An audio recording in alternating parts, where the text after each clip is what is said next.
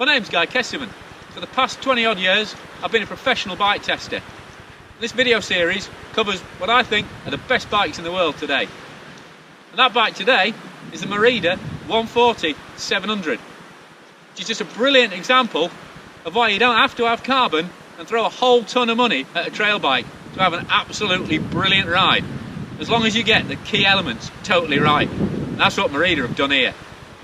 So what have we got here? Well, for a start, you've got this beautiful hydroformed frame. It's a really clean frame. Merida make bikes for a whole load of other brands who put their own names on, and we're one of the largest and most technologically advanced alloy and carbon fabrication companies in the world. So it's no surprise that when they put their own name on a bike, it's really nicely put together.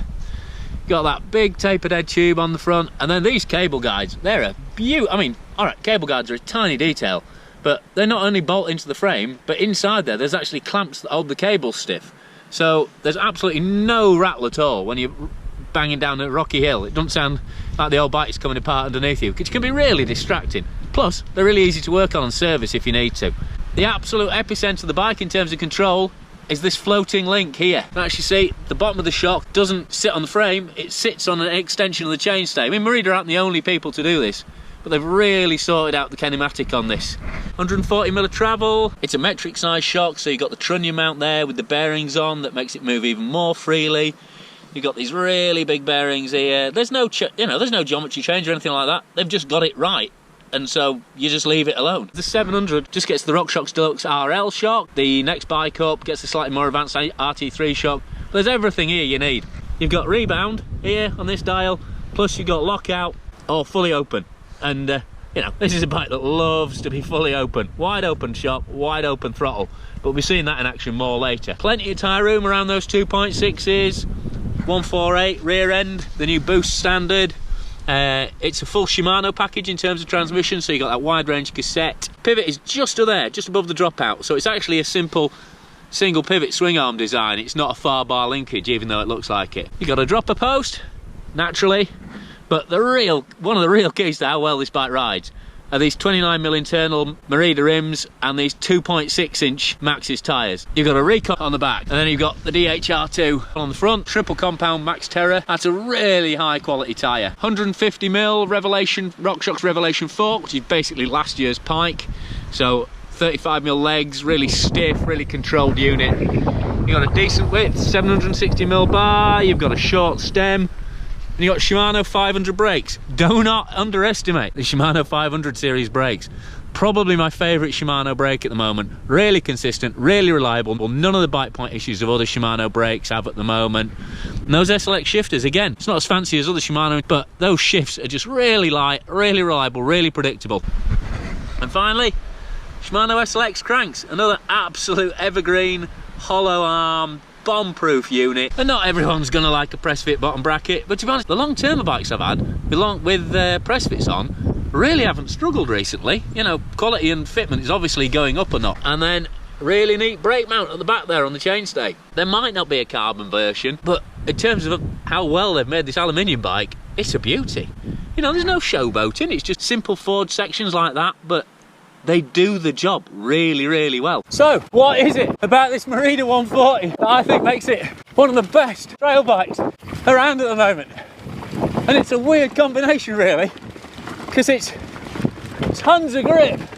I mean, crazy amounts of grip from these 2.6 Maxxis tyres, especially these 3C up front when you're running at low pressure. But also real responsiveness. Merida have deliberately made this 140 shorter, slightly steeper than the 160 bike to give it that agility. I mean, yeah, it's a fairly slack head angle, 66 degrees, but then the seat angle's steep, so it keeps plenty of weight on the front tyre through corners. When you're climbing, there's just a bike you can, as you can see, really chuck around. Muscle through sections, yes, slide it through, hit the gaps. Just so much fun on trails like this. Classic sort of tree weaving single track, flare that front tyre around.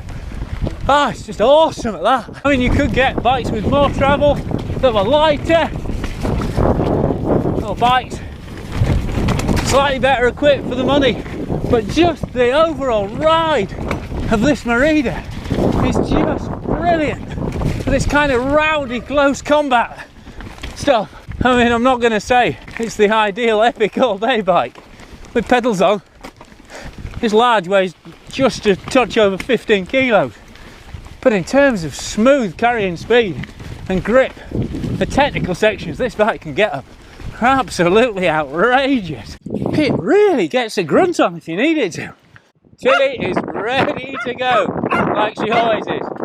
And to be honest, that's what that Merida's like. I had the more expensive version of this bike in as a first ride test, which is when I really got into it. At the time, I had loads of carbon superbikes in, all sorts of really fancy beasts, you know, 2-3 times as expensive as the Merida. But this was the bike I kept pulling off the wall in the workshop and bringing out, just because it was so much fun, so much control, but without totally diluting the trail. The smoothness of that back end, the way it's so planted through turns, and yet so supple, with that bearing on top of the trunnion shock, and you can see the way it just sticks down. Even over the most hectic boulder runs like this, just eats it up, keeps on tracking so you can get the pedal strokes in, kick away, flick it when it needs to be flicked. You always know what that back tyre is doing, but carries so much speed for a 140 bike, and yet it never feels like you're overbiked or you're not doing the bike justice. And in sections like this, that bit kills so many bikes dead, hangs them out to dry, but the 140 powers through, so poised, so on point, and the revelation up front, like I say, really stiff 35mm chassis, and while the damper isn't the most sophisticated, that front tyre does an amazing job of really flattering it, really making it feel much better than it normally does when you start hitting bigger stuff. Another example, you don't have to spend a fortune to have a really high control, high excitement ride. Woo! This is just such an awesome bike to chuck around and have the time of your life on. And this mid-price is such a sweet spot for Shimano right now. With the Dior brakes, that SLX transmission, just really consistent control. I asked one of my other tester friends, Mick, as to why I was loving this bike so much. Struggling in a way, but it's heavy, it's in really good shape, but it's nothing crazy radical. And he said, very simple. It's got one of the best suspension systems in the world and the best tyres in the world. What's absolutely not to love about it? And he's totally right. It's just a brilliant balance. Let's not forget Merida's expertise with the alloy here. It's not just a case of making it the right shape. It's got a beautiful feel to it, really subtle and nuanced.